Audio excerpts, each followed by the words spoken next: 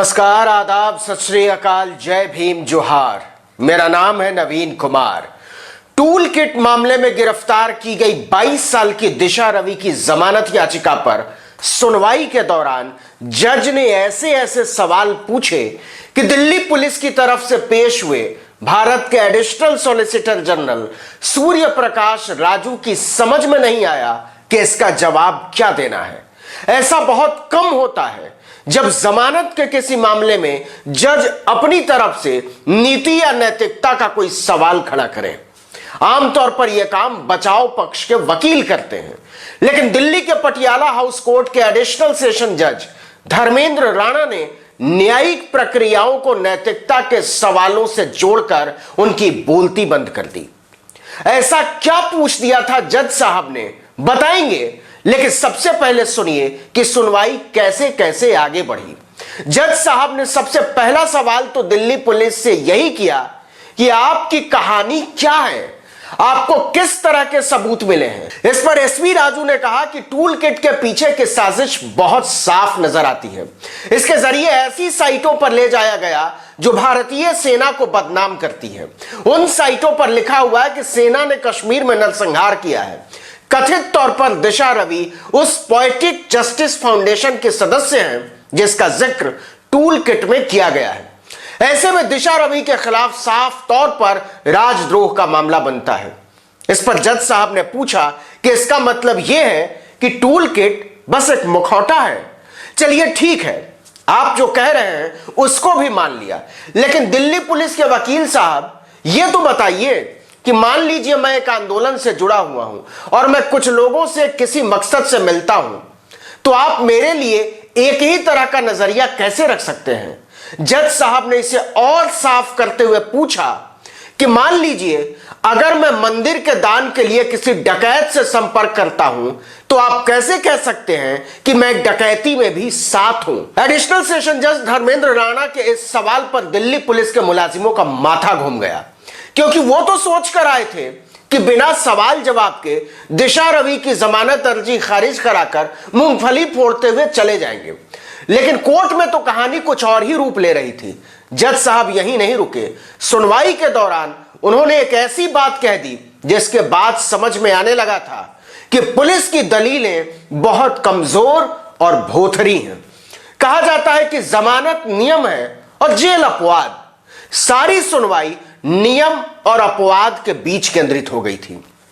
अब बारी थी दिशा रवि की वकील की। उन्होंने शुरुआत से ही दिल्ली पुलिस की दलीलों की धज्जियां उड़ानी शुरू कर दी।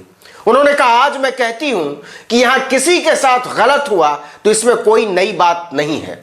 ऐसा तो सालों से कहा जा रहा है, लेकिन आज जुबान पर ताला लगाने की कोशिश हो रही है।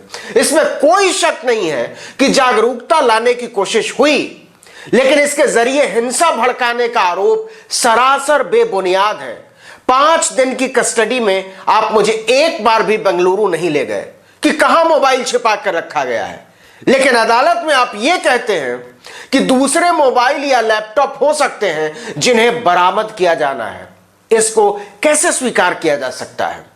दिशा रवि की वकील ने टूल किट से हुई हिंसा की कहानी को बकवास करार देते हुए पूछा कि दिल्ली पुलिस ने लाल किला मामले में 149 लोगों को गिरफ्तार किया है, क्या उनमें से किसी ने भी यह कहा कि उसने टूल किट पढ़ी या उसको पढ़ने की वजह से उसमें रोष जागा और उसने गणतंत्र दिवस वाले दिन लाल किले पर झंडा फहरा दिया या कोई हिंसा की। दिल्ली पुलिस इस सवाल के लिए तैयार ही नहीं थी। दिशा की वकील ने आगे कहा कि मिलॉर्ड, मेरी मुवक्किल एक 22 साल की लड़की है जो बेंगलुरु में रहती है। उसका खालिस्तान आंदोलन से कभी कोई लेना देना नहीं रहा है। किसान खालिस्तानियों की वोट नहीं ले रहे हैं। खालिस्तानी किसान आंदोलन को आड़ बनाते हुए अपने मकसद को पूरा करने की कोशिश कर रहे हैं। सच यह है कि आपके पास सबूत ही नहीं है, कोई सामग्री ही नहीं है, तो साजिश का आरोप लगा डाला।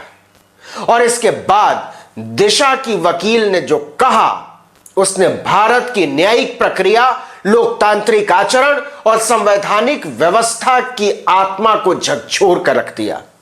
उसे सुनने, समझने और उस पर चर्चा करने की जरूरत है। दिशा के वकील सिद्धार्थ अग्रवाल ने कहा कि हम सभी लोगों के अपने अलग अलग विचार होते हैं। आपको किसानों के प्रदर्शन से समस्या हो सकती है, मुझे नहीं हो सकती है। अगर किसानों के प्रदर्शन के मुद्दे को अंतरराष्ट्रीय स्तर पर उठाना राजद्रोह है तो मैं जेल में ही ठीक हूं। अगर यहां कोई विरोध प्रदर्शन कर रहा है और आप उसे वैश्विक स्तर पर उठा रहे हैं और इसको आप राजद्रोह बता रहे हैं तो मुझे कोई दिक्कत नहीं है, मैं भी किसानों का समर्थन करता हूं। फिर तो हम सब राजद्रोही हैं और हम सब अंदर चलते हैं। पुलिस ने यही केस बनाया है। दिशा के वकील ने कहा कि एफआईआर में आरोप लगाया गया है कि योग और चाय की आलोचना की गई है। क्या यह कोई अपराध हो सकता है? क्या अब हम लोग यह भी पाबंदी लगाने जा रहे हैं कि कोई आदमी अलग राय नहीं रख सकता है? दिल्ली पुलिस के वकील इस पर कुछ भी नहीं कह सके।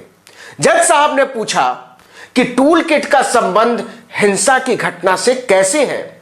आपके पास इसके क्या सबूत हैं? आप कह रहे हैं कि हिंसा की साजिश थी, तो दोनों के बीच के संबंध को साबित करने के लिए कुछ तो तथ्य सामने रखेंगे।